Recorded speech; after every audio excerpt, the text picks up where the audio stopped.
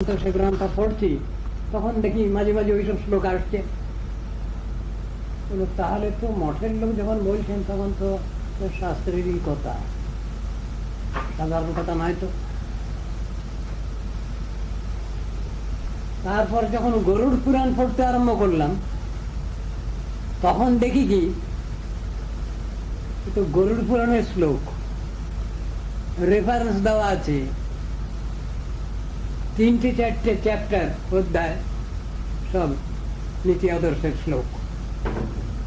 তখন আমার আর আনন্দের সীমা রইল না। আরে আমি তো মনে করতাম যে এটা চাণক্য যিনি রাজনীতি করতেন তার লেখা শ্লোক, লৌকিক ব্যবহারিক জগতের শুধু নীতি আদর্শের কথা। কিন্তু কৃষ্ণদ্বৈপায়ন বেদব্যাস নিজে লিখেছেন এই শ্লোকগুলো, বহু শ্লোক। যে সবগুলো মুখস্থ সেগুলো দেখে সেগুলো সবার ভিতরে আছে সেসব শ্লোকগুলো। তখন বুঝলাম যে এটা চাণক্য শ্লোক, মানে চাণক্য এগুলো সংগ্রহ করেছেন, কালেকশন করেছেন। তা মানুষের জ্ঞান অভিজ্ঞান ওইরকমই আসে, একদিনে তো হয় না, একদিনে তো জ্ঞান আসে না। লৌকিক জগতের নীতি আদর্শ আমাদের প্রথম শিখতে হয়, সদা সত্য কথা বলিবে, পরের দ্রব্য না বলিয়া লইলে চুরি করা হয়, এইরকম ধরনের কথাগুলো।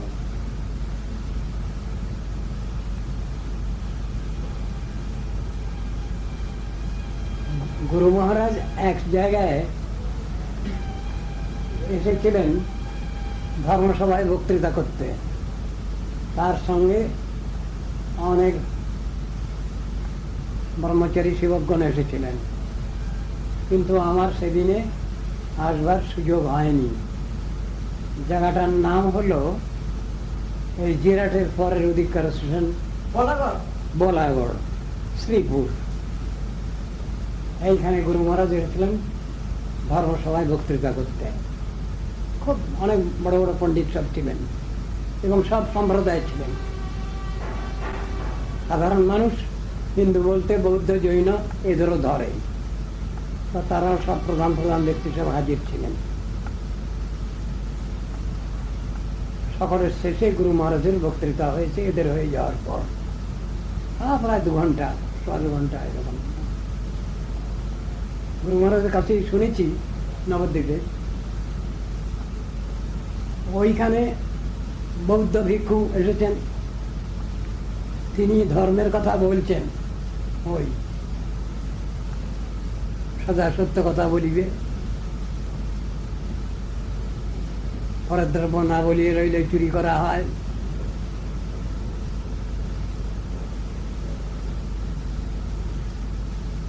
যারা অসুস্থ রোগী তাদের সেবা শুশ্রূষা করলে পরোপকার হয়, এই জাতীয় কথাগুলো উনি ওদের ধর্মে ওইগুলো উনি বললেন মিনিট 5। যিনি যা বক্তৃতা করেছেন মোটামুটি সকলের সবটাই মোটামুটি মনে রেখেছেন উনি, কারণ সকলের শেষে ওকে বলতে হবে তো, সেই সমস্ত বাদ প্রতিবাদ করে সকলের শেষে মায়াবাদ নিরাশ, নির্বিশেষবাদ নিরাশ এই করেছিলেন। আমাদের কাছে যে বললেন এদের ধর্ম সম্বন্ধে এই তো ধারণা, মিথ্যা কথা বলা মহাপাপ, পরের দ্রব্য লইলে না বলিয়ে লইলে চুরি করা হয়, এই হলো এদের ধর্ম কথা। এদের কাছে আমরা দর্শন কি আলোচনা করব, শাস্ত্রীয় দর্শন কিভাবে কি আলোচনা করবো এদের কাছে? এদের তো মগজ তো ওই রকম। ওই প্রসঙ্গে তিনি অনেক কথা বলেছেন। সিদ্ধান্ত বলিয়া চিত্তে না করো অলস, যা হতে কৃষ্ণের লাগে সুদৃঢ় মানস। ভারত ভূমিতে হইল মনুষ্য জন্ম, যার জন্ম সার্থক করি করো পর উপকার, এসবগুলো সব ব্যাখ্যা করেছেন। চৈতন্য মহাপ্রভু যে থিওরি ব্যাখ্যা করলেন, যার অপর নাম নাম প্রেম প্রচার, তো অত্যন্ত কঠিন ব্যাপার। সব থেকে শ্রেষ্ঠ চিন্তা ভাবনা, সমগ্র জগৎকে একই সূত্রে তিনি গাঁথবেন, এই জন্য তিনি এসেছেন। স্বয়ং ভগবত তত্ত্ব, যে জিনিস কৃষ্ণ পারলেন না, গীতা ভাগবতের কথা কেউ মানতে পারছে না, সেই বিচার নীতি আদর্শ কেউ নিতে পারছে না, সুতরাং ভগবান শ্রী ভগবান অবহেলিত, অবজ্ঞাত।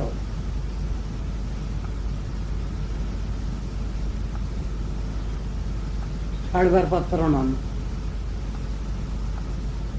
কে? দুজন মিলিয়ে যখন একা একা কৃষ্ণ বলেছেন গীতা ভাগবত, সে কথা আমাদের কানে যায়নি, আমরা নিতে পারিনি, সেসব নীতি আদর্শ তত্ত্ব দর্শন বুঝতে পারিনি। রাধা কৃষ্ণ মিলিত তনু গৌর সুন্দর, তিনি এসে বললেন শোনো আমার কথা,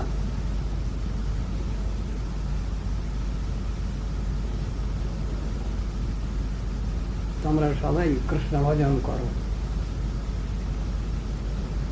তোমরা যদি প্রত্যেকেই নিজের কল্যাণ চাও, আত্মকল্যাণ চাও, তাহলে সবাই কৃষ্ণ ভজন করো। আমার ভজন করুন তা বলেননি, কৃষ্ণ ভজন করো সবাই। সেই কথার মধ্যেই সব বিচার এনে ফেলেছেন। দুনিয়ার সব লোক, সাধারণ লোক সবাই জানে হরে কৃষ্ণ করলেই নাম হয়ে যায়, নাম হয়ে যায়। তিনি এসে বললেন না হে না, ওরও ব্যবস্থা আছে, ওরও অনেক কিছু চিন্তা ভাবনা আছে আগে পরে। আমরা প্রায়ই বলে থাকি কৃষ্ণ নামে করে অপরাধের বিচার, আছে তো, এ কথা আমাদের মধ্যে অনেকে বলেন, কিন্তু গৌর নিত্যাই নামেতে এসব নাই, গৌর নিত্যানন্দ নামে এসব নাই। ঠিক আছে, কিন্তু গৌর নিত্যাই নামই কি নেবো? কৃষ্ণ নাম কি আমরা নেবো না? না, কৃষ্ণ নামই নিতে হবে ঠিক মতো, গৌর নিত্যানন্দ নামের সাহায্যে, তাদের দয়ায় কৃপায় সেই নাম সুষ্ঠুভাবে করব, সর্বাঙ্গ সুন্দরভাবে করব। বিচারটা তো এই দেখানো আছে, তুলনা করতে হবে, ঠিক ভাবে তুলনা করতে হবে। কৃষ্ণ নামে অপরাধের বিচার আছে, কিন্তু কৃষ্ণ নামকে বাদ দিয়ে কি আমরা চলবো? শাস্ত্র তো তা না, you can't go without that divine name. Krishna নামই আমাদের করতে হবে ঠিক ভাবে, নিরপরাধে, সেই কথাই বলা আছে। এখন নিতাই গৌরকে কেন ডাকবো? সেই নাম যাতে সুষ্ঠুভাবে আমরা নিতে পারি, সেই যোগ্যতা, ক্ষমতা, অধিকার আমাদের দেবেন। সেই জন্য নিতাই গৌর নাম আনন্দের দান করতে হচ্ছে। যেই জন্যই ভজে তারে জমরায় ধরে ধরে যায় ইত্যাদি প্রবৃত্তি, আর কিছু নাই বললাম না।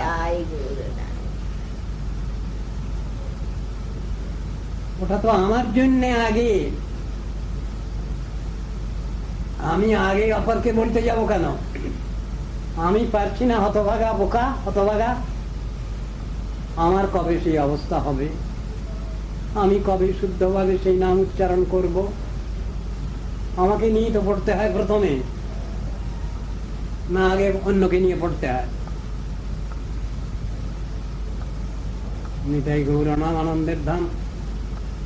তারে যমরায় ধরে রয়ে যাবে, সে তার তো প্রথম লোক তো আমি, প্রথম ব্যক্তি, আমাকে নিয়েই তো সবটা আলোচনা, সবটা বুঝতে হবে।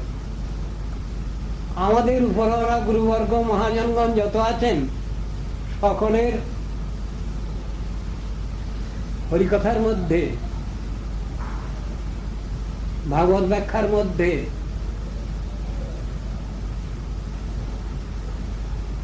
ভাষাটা আছে অন্য রকমের। আমাদের সেই ভাষাটা শিখতে হবে,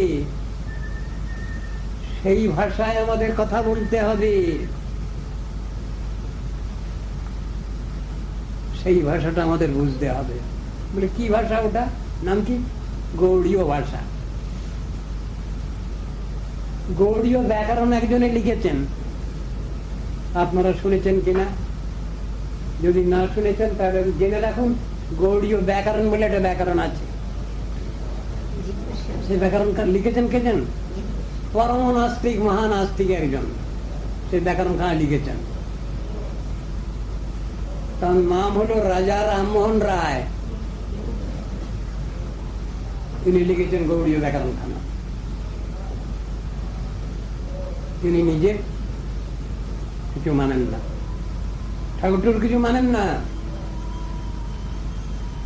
মূর্তি টূর্তি মানেন না, সব সস্তার বাজার। এই সস্তার বাজারের জন্য শেষকালে তিনি মুসলিম ধর্ম আর খ্রিস্টান ধর্ম মিক্সচার করে একটা অ্যাডমিক্সচার ধর্ম প্রচার করলেন, যার নাম হলো ব্রাহ্ম ধর্ম।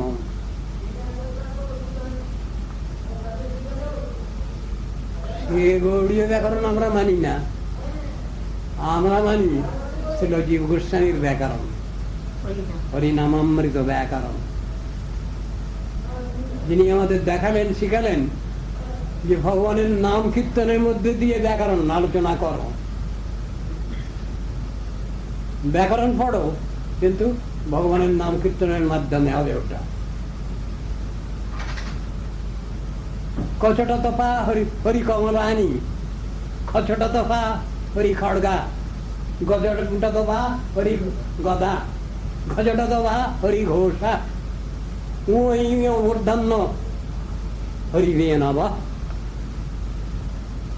এদিকে মানে হয়ে যাচ্ছে, ওদিকে আবার ব্যাকরণের সূত্র। বিষ্ণুদাস হরিগোত্রাণী বৈষ্ণবা পড়তে গেলে শাস্ত্রের আইনে পড়া হচ্ছে সূত্র, আর এদিকে দুটোই হচ্ছে একাধারে, অর্থাৎ নাম ব্রহ্মের সাধনা, নাদ ব্রহ্মের সাধনা, সেইটাই শিখিয়েছেন গোস্বামীগণ। আমি যে নাম করছি সে নামে তো ফল হচ্ছে না। কই, মালা জপ করে করে চিকচিকে করে ফেলেছি, কারো কুচকুচে হয়ে গেছে, কোথায় কেষ্ট বিষ্টু তার ঠিক নাই, মুশকিল। শাস্ত্র বলছেন তুমি যে একটু গন্ডগোল করে যাচ্ছ, কি অপরাধ যুক্ত নাম হচ্ছে যে তোমার, এই অপরাধ যতদিন না ছাড়বে তোমার, ততদিন নামে ফল তুমি পাবে না, যতই মালা কুচকুচে করো না কেন।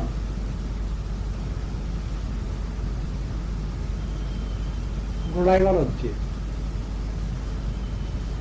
হরি নাম, কৃষ্ণ নাম, গোবিন্দ নাম, এছাড়া বিফলে মনুষ্য জন্ম যায় দিনে দিনে, তার ওইটাই তো দরকার বিশেষ। অত সহজ তো নয় সেটা, এমনি শুনতে মনে হচ্ছে যেন খুবই বোধহয় সহজ সরল। যখনই হরিনাম করতে যাচ্ছি তখনই দেখি না, না, এর ভিতরে বহু বিচার রয়েছে, অপরাধযুক্ত নাম হলে হবে না, ফল হবে না। তাহলে কি করবো? একই জিনিস বহুবার করে যাচ্ছি, বারবার করে যাচ্ছি, কিছু ফল হচ্ছে না, দেখ বাজে সব ছেড়ে দাও, নাস্তিক বনে যাও, কিছু দরকার নেই। লোটো ফোটো খাওয়া দাওয়া, ড্রিঙ্ক অ্যান্ড ড্রিঙ্ক নাকি, ব্যাস এই চিন্তা নিয়ে তো আছি। ধরে থাকছে কি করে তাকে, তত্ত্ববস্তুকে স্টিক করে থাকছে কি করে, তো হচ্ছে না। ও লোককে বললে হবে না, যেমন তেমন করে নাম করলেই তো হয় একবার, দিবাবসানে। খুব সস্তার বাজার নাকি, যেমন তেমন করে, এ কি ব্যাগার ঠেলা কাজ নাকি?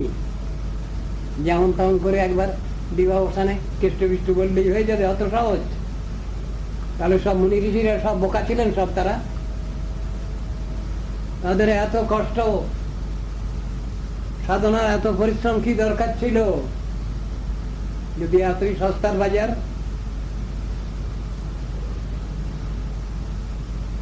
চৈতন্য মহাপ্রভু বলেছেন নাম কীর্তন করো, কিন্তু সেই নাম কীর্তন কি অপরাধযুক্ত নাম কীর্তন না নিরপরাধে নাম কীর্তন? নিরপরাধে নাম লইলে পায় প্রেমধন, কথাটা আছে তো। অপরাধ শূন্য হইয়া লহ কৃষ্ণ নাম, কৃষ্ণ মাতা কৃষ্ণ পিতা কৃষ্ণ ধন প্রাণ, কৃষ্ণের সংসার করো ছাড়িও না চার, জীবে দয়া নামে রুচি সর্বধর্ম সার, কথাগুলো আছে তো। ওটাই তো মুখ্য বিষয়। যেরূপে লইলে নাম প্রেম উপজয়। কাকে বলছেন? হ্যাঁ, তার স্বরূপ চিন্তা করো, বোঝো। যেরূপে লইলে নাম, কি রূপে লইলে নাম?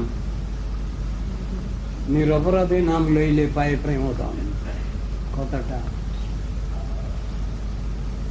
শুনতে যত সহজ, কাদের বেলা তত নয়। কিন্তু তথাপি ওইটাই তো আমাদের ধ্যান জ্ঞান সবকিছু। ওকে ছেড়ে দিতে আমরা কোনো কাজই করতে পারবো না। যদি না পারি কান্নাকাটি করব, অন্তর দিয়ে কান্নাকাটি করব, হৃদয় থেকে কান্নাকাটি করব, লোক দেখাবার জন্য নয়, বাস্তবে কি আমার অভাব বোধ আছে এটা জানাবার জন্য।